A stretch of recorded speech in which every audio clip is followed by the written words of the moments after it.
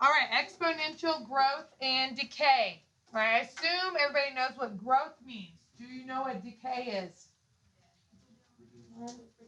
All right, it's breaking down. It's basically the opposite of growth.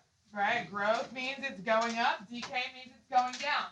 On this first page, the top part is talking about growth. The equation for exponential growth, as you see, starts at almost zero. It looks like it's at zero, but it's not. It's a little bit above zero all the way. And goes upward. Right? It's not a straight line because it doesn't grow at the same rate. Because it has an x for the exponent, as that number gets bigger, it goes more and more pointing upward. Okay, so it looks like it's almost pointing exactly upward. Right, the growth and decay function has the x as the exponent. We've had exponents before. We had square roots and squares and cube roots and cubes. But those had a number for the exponent. Now it's x, so it's changing. Okay, the original basic function is just b to the x. The number on the bottom is b, the base. That's why they're using b. But as you see right here, the exponential growth model has a little more to it. Okay? A times 1 plus r to the t. I'm going to label what those three variables are. They're very easy to figure out and get used to. They're very straightforward. Right? A is what you start with. Right? It is the number that you start with. They'll tell you we'll have all word problems with exponential growth and decay. They're always going to be word problems. They tell you what's going on. It's the number you start with.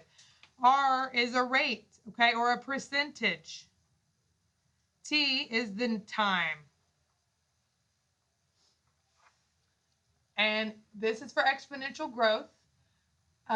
One way you can tell if it's growth is if it's starting down here. Looks like it's at 0, but it's actually right above 0, like literally 0.0000001. Right? And then it curves and goes almost straight upward. Right? One way you can tell growth is if it goes upward. Another way you can tell is from the equation. If the base, either what's in the parentheses or what's at the bottom with the exponent, is greater than 1, that means it's growth. Right? And they have similar equations. The only difference is for decay, it's 1 minus the rate. For growth, it's 1 plus the rate. Right? For decay, it's the opposite equation. The opposite graph. It starts high and it goes really low. Okay, that's how you can tell from the graph.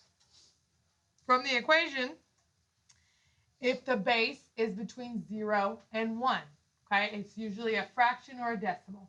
Okay, that's how you can tell and know that it's decay. Also, a lot of times in the problem, in the word problem, they'll tell you what's going on and you'll be able to discern if it's getting bigger or getting smaller, what's going on in the situation. Hold on, phone call. Sure.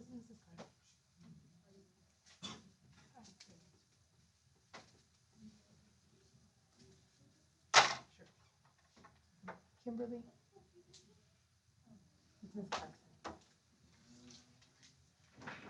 In the decay model, the variable that has the same variables. A is the start. 1 is the rate or the percentage.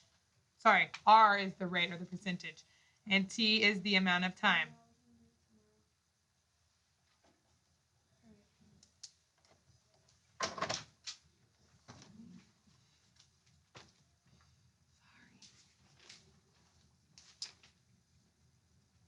Right, and one more thing. The R is the percentage, okay, in both of these. The whole parentheses this is the growth factor because it's in the growth. Right, or the whole parentheses here is the decay factor.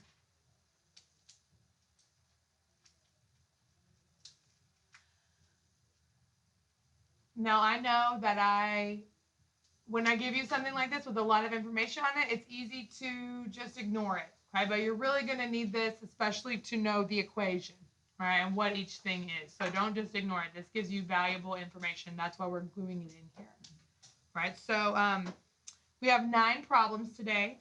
The first 6 are on this little box that we're going to put on the next page, okay?